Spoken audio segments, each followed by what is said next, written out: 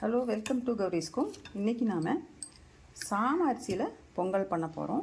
அது எப்படிங்கிறத பார்க்கலாம் வாங்க.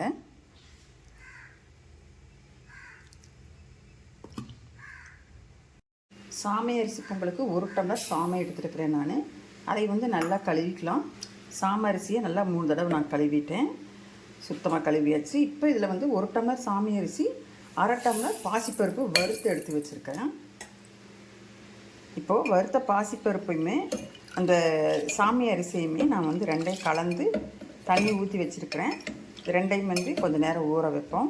ஒரு 10 நிமிஷம் ஊறட்டும். இப்போ நான் குக்கர் வச்சுருக்கிறேன், சின்ன குக்கர். அதில் இப்போ நான் கல்லெண்ணெய் ஊற்றிருக்கிறேன். அதில் மிளகு, சீரகம், முந்திரி பருப்பு அதை போட்டுக்கிறேன். அது கூடயே கருவேப்பிலையும் போட்டுக்கிறேன்.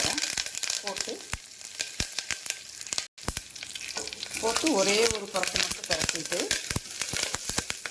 தண்ணி ஊற்றலாம்.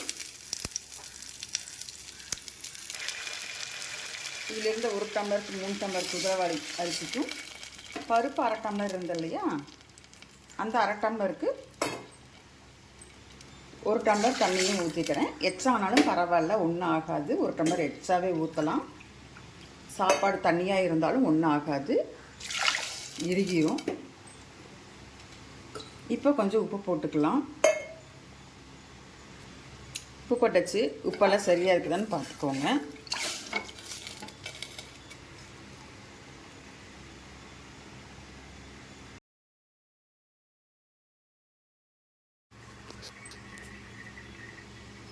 இப்போ நம்ம 10 நிமிஷம் ஊற வச்சுருந்தோம் இல்லையா, அந்த தண்ணியை நல்லா வடிகட்டிட்டு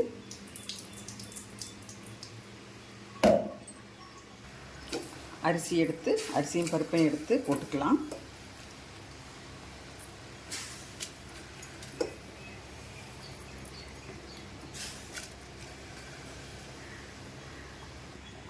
இப்போ உப்பெல்லாம் சரியாக இருக்குது.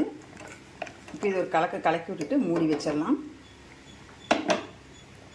இப்போ மூடி வச்சாச்சு. ஒரு 5-6 விசில் விட்டு எடுத்துடலாம்.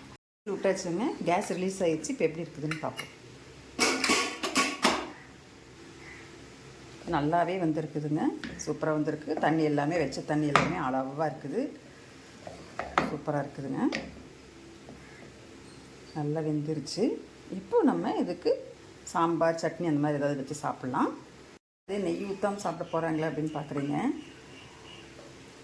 நெய் தேவைப்படுறவங்க ஊற்றிக்கலாம், வேணும்னா ஊற்றிக்கலாம். நான் இன்றைக்கி ஊற்றலை நெய். இப்படியே சாப்பிட்டுக்க வேண்டியதுதான்.